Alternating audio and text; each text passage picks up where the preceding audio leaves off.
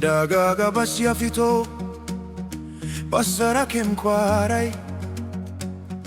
Borzonda babu tsoro yake tare hamada ya bar bagadaza ya nufi kasar nan yana neman masauki bawan Allah mai daraja a garin Daura akwai wata babbar matsala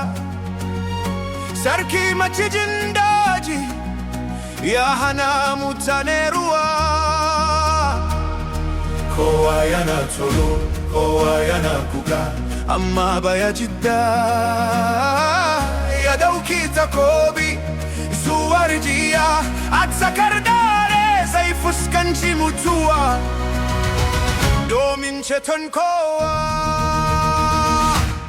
baya jidda gwarzon mu na kwarai ya kashe macijin nan ya yantar da mu daga rijiya jini ya kwararo sarkin yaki ya zama jagora daga Daura tushen mu ya fara babban gwarzon kasar Hausa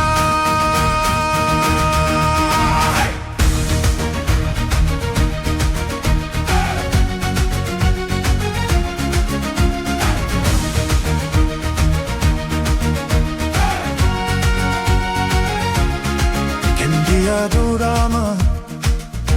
ta gaba jin farusa ta ce kai ne niji kai ne mai mulki sun haifi jarumai